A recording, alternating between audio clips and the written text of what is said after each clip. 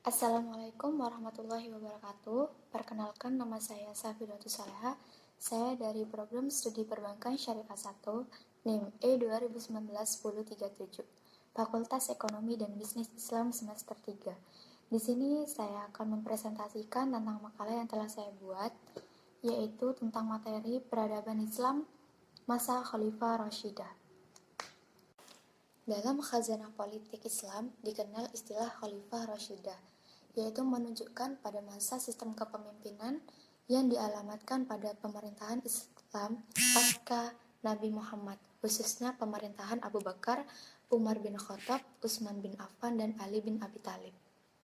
Dalam khazanah politik Islam dikenal dengan istilah Khilafah Rasyidin, yaitu menunjukkan pada masa dan sistem kepemimpinan yang dialamatkan pada pemerintahan Islam pasca Nabi Muhammad SAW, khususnya pemerintahan Abu Bakar, Umar bin Khattab, Utsman bin Affan, dan Ali bin Abi Thalib.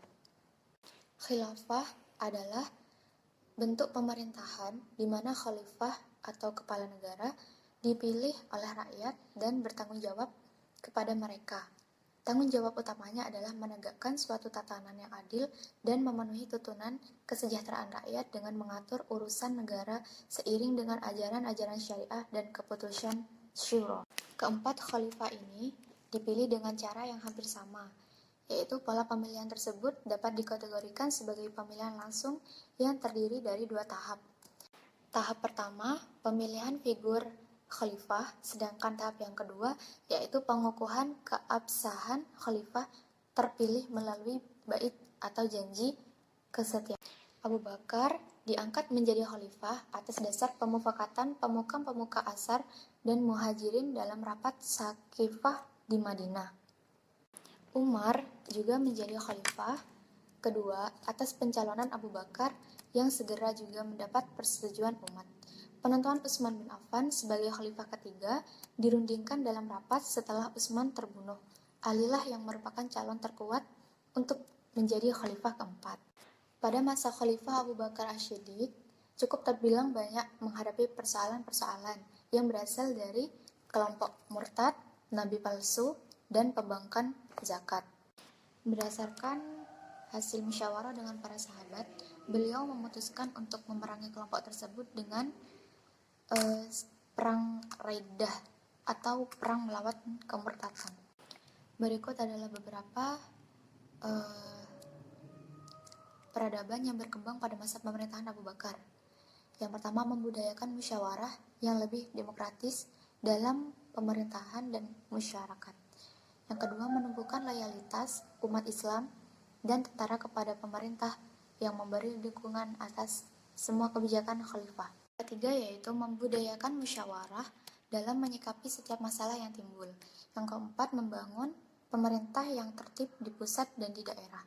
Yang kelima, membangun militer yang disiplin dan tangguh. Selanjutnya yaitu menyusun mushaf Al-Quran seperti yang dimiliki umat Islam sekarang.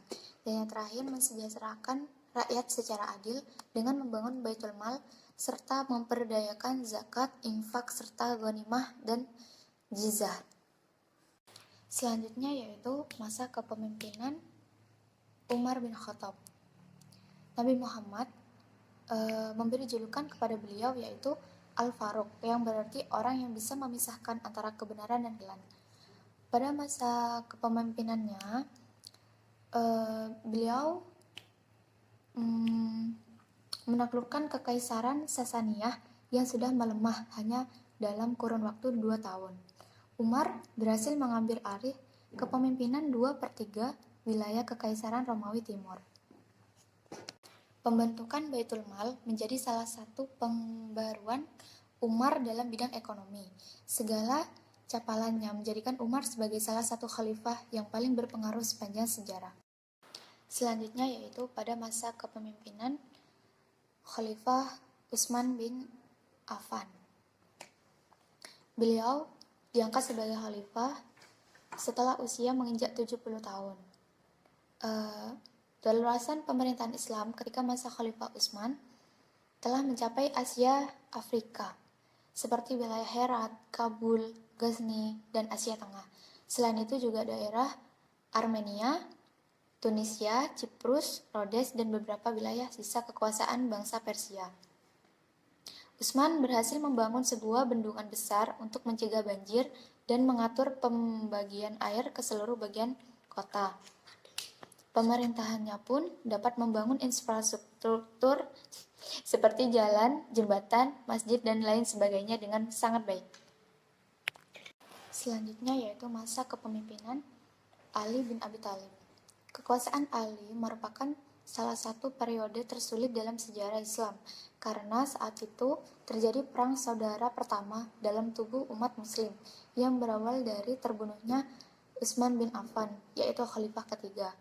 Terlepas dari perbedaan pendapat mengenai status Ali dan hak kepemimpinannya, Sunni dan Syiah sepakat mengenai kepribadiannya yang saleh dan adil.